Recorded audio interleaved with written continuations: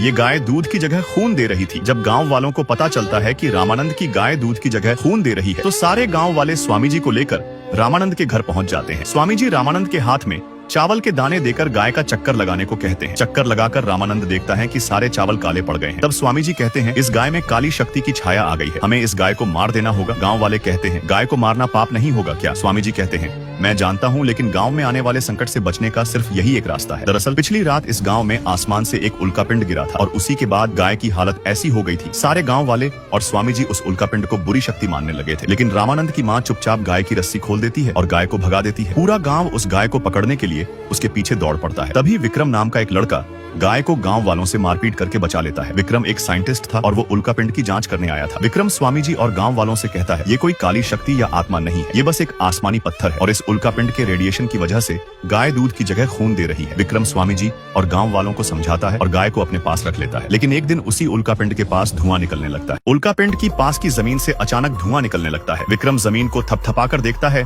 तो नीचे की जमीन खोखली थी। विक्रम कुछ मजदूरों को बुलाकर वहाँ खुदाई करवानी शुरू कर देता है, लेकिन खुदाई के दौरान धुआं और ज्यादा निकलने लगता है। मजदूर डर के मारे वहाँ से भाग जाते हैं। विक्रम अकेले ही खुदाई जारी रखता है, पर एक ही पल में विक्रम हजारों साल पुरानी गुफा में गिर जाता है। गुफा की दीवारों पर अजीब निशान बने हुए थे। विक्रम को वहाँ एक इंसान का कंकाल दिखता है। इधर रामानंद के ऊपर काली शक्ति वाला शैतान सवार हो गया था। रामानंद उसकी माँ और बीवी के हिस्से का खाना बिना डकार लिए खा गया, फिर ठेके पर जाकर शराब पे शराब पीने लगा। पास बैठे लोगों ने उसे ताने देना शुरू कर दिया। दरअसल आज सुबह रामानंद अपनी गाय लेने विक्रम के पास गया था, पर विक्रम ने गाय देने से साफ मना कर दिया था। तब रामानंद के अंदर का शैतान जाग उठा था और उसने विक्रम की धुलाई करनी शुरू कर दी थी, लेकिन पास के मंदिर की घंटियां बजने से रामानंद के अंदर का शैतान शांत हो गया था। लेकिन लोगों की अनाप शनाप बातें सुनकर रामानंद के अंदर का शैतान फिर से जाग उठा और वहाँ जितने भी लोग थे सभी को रामानंद ने मौत के घाट उतार दिया। तभी रामानंद को बच्चे के रोने की आवाज सुनाई देती है। वो बच्चे के पास जाकर उसे झूला झुलाने लगता है, लेकिन तभी उस बच्चे की माँ आती है। रामानंद उस औरत को भी मौत के घाट उतार देता है। ये सब होते हुए गांव का एक लड़का कृष्णा देख लेता है। कृष्णा चुपचाप जाकर उस छोटे बच्चे को बचा लेता है। इतने में रामानंद के अंदर का शैतान बाहर निकल जाता है और रामानंद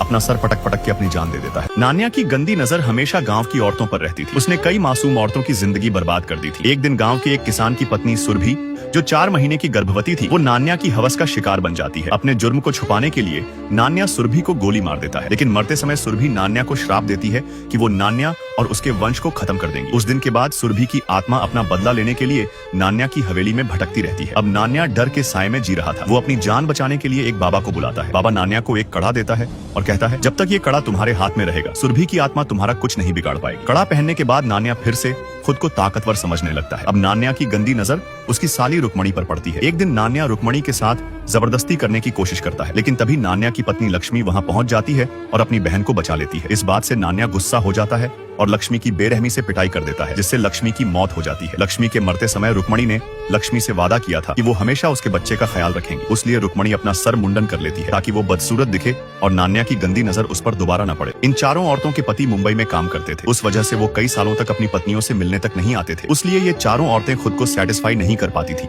और अकेलापन महसूस करती थी। एक दिन चारों औरत बैठ के अपनी पतियों को याद कर रही थी। तभी रश्मि कहती है, अब तो मेरे से रहा नहीं जाता। तो गलती से रंजू के मुंह से निकल जाता है कि उषा दीदी ने तो गांव में ही अपना जुगाड़ कर रखा है। दरअसल उषा का चक्कर गुड्डू पहलवान के साथ चल रहा था। उषा के सास ससुर गुड्डू को बहुत ही अच्छा लड़का समझते थे और वो अपने छोटे मोटे काम गुड्डू से ही करवा लिया करते थे। आए दिन उषा के घर का बल्ब खराब हो जाता था और गुड्डू बल्ब ठीक करने के बहाने उषा के घर में आ जाता और उषा की नाव पार करवा देता था। जब ये बात रश्मि और मीनू को पता चली, वो उषा से कहती है, अब हमसे भी अकेले रहा नहीं जाता दीदी, पूरे बदन में आग लगी रहती, थोड़े मजे हमें भी लेने दो। गुड्डू हमारी भी नाव पार करवा दे तो अच्छा रहता ना दीदी, थोड़े मजे हमें भी मिल जाते। रश्मि और मीनू उषा को चिकनी चुपड़ी बातों में फंसा लेती है और उषा उनके जुगाड़ के लिए हाँ कर देती है। उसी रात उषा गुड्डू को मिलने अपने घर बुलाती। तभी गुड्डू को रश्मि, मीनू और रंजू दिख जाती है। गुड्डू बहुत घबरा जाता है, लेकिन उषा कहती है, डरो मत, ये भी हमारी टीम में शामिल होना चाहती, ये तीनों भी तुम्हारे साथ सब कुछ करना चाहती है। पाकिस्तान की कैद से भागकर आए हिंदुस्तानी सैनिक अपनी आंखों के सामने हिंदुस्तान की सरहद को इतने करीब देख के बहुत खुश हो जाते हैं। जैसे ही सैनिक हिंदुस्तान की सीमा की ओर आगे बढ़ते हैं, पीछे से पाकिस्तानी सेना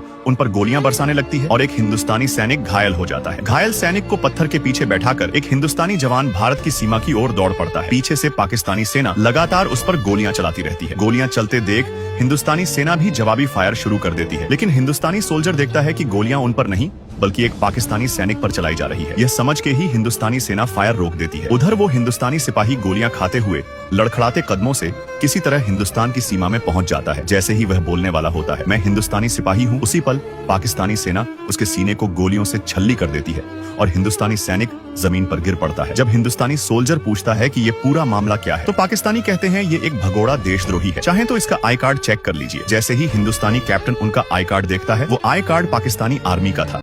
अब पाकिस्तान को जीत के लिए 5 गेंद में सिर्फ 1 रन चाहिए था और सारे पाकिस्तानी पहले ही जीत मान चुके थे। लेकिन अगली ही गेंद पर पाकिस्तान की आखिरी विकेट भी गिर जाती है और मैच टाई हो जाता है। अंपायर फैसला करते हैं कि अब सुपर ओवर खेला जाएगा। सुपर ओवर में पाकिस्तान पहले बल्लेबाजी करने आता है और पाकिस्तानी प्लेयर पहली ही गेंद पर चौका मार देता है। दूसरी गेंद पर 1 रन मिलता है और तीसरी बॉल को पाकिस्तानी प्लेयर खेल नहीं पाता। लेकिन अगली 3 बॉल पे पाकिस्तानी बल्लेबाज लगातार 3 चौके मारकर एक ओवर में 17 रन बना देता है। अब हिंदुस्तान को जीतने के लिए 6 बॉल पे 18 रन की जरूरत थी, लेकिन पहली ही बॉल डॉट हो जाती। पूरा स्टेडियम चुप हो जाता है। दूसरी गेंद पर हिंदुस्तानी प्लेयर 3 रन भाग जाते और तीसरी गेंद पर प्लेयर एक शानदार चौका मार देता है, पर चौथी गेंद पर सिर्फ एक सिंगल रन बन पाता है। अब आखिरी 2 गेंदों में भारत को 10 रन चाहिए। पूरा स्टेडियम शांत था, सबको लगता है अब मैच हाथ से निकल गया। लेकिन 5वीं गेंद पर हिंदुस्तानी खिलाड़ी चौका मारकर जीत की उम्मीद जिंदा रखता है। अब आखिरी बॉल पे छक्का चाहिए था। जैसे ही पाकिस्तानी गेंदबाज आखिरी गेंद फेंकता है, भारतीय बल्लेबाज पूरी ताकत से बल्ला घुमाता है और बॉल सीधे छक्के के लिए चली जाती है और हिंदुस्तानी आर्मी ये मैच जीत जाती है।